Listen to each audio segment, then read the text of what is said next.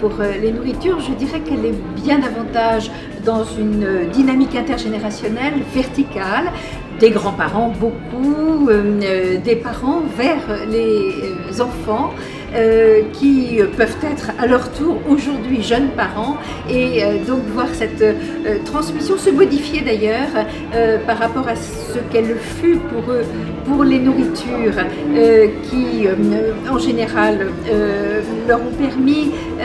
de faire de bonnes provisions sensorielles, je dirais, et de se souvenir d'un certain nombre d'odeurs, d'un certain nombre de plats, de produits, de cueillettes au jardin. Les recettes sont aussi quelque chose d'extrêmement important, pas toujours écrites, malheureusement, certains le regrettent. Ça peut être une transmission orale par téléphone ou de vive voix, mais où en général il manque toujours certains dosages et certains ingrédients, ce qui oblige aussi à la créativité, et c'est ce qui caractérise aussi le rapport à la nourriture, à la fois la créativité dans les liens et la créativité sensorielle, pour ce que j'ai entendu. Le goût du vin et le goût pour le vin très majoritairement se développer de façon horizontale, plutôt en sortant de l'adolescence et à l'âge de jeune adulte, dans une génération à peu près du même âge, donc le groupe des pères, et non pas le père paternel, qui peut avoir lui aussi essayé de donner une culture du vin à ses enfants, mais les grands-enfants que sont les jeunes adultes ont absolument besoin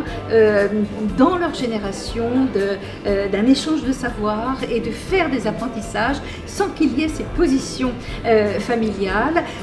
N'oublions pas non plus les premières transmissions plutôt clandestines qui sont elles aussi horizontales, avec le groupe des cousins par exemple, où en dehors du regard des adultes on a pu être dans ces premières dégustations cachées et non sues.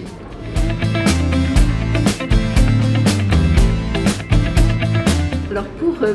ces vignerons ou ces jeunes chefs que je suis allée interroger, j'ai été très agréablement surprise par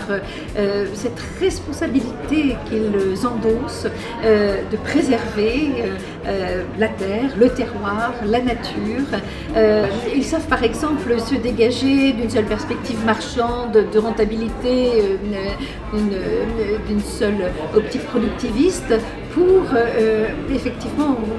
faire en sorte que pour leur famille, leurs clients, les consommateurs qui apprécient leurs produits à manger ou à boire, il y ait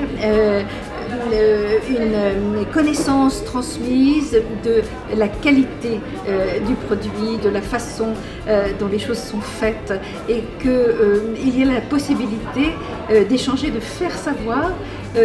quelle éthique écologique en fait est derrière ce repas ou ce vin.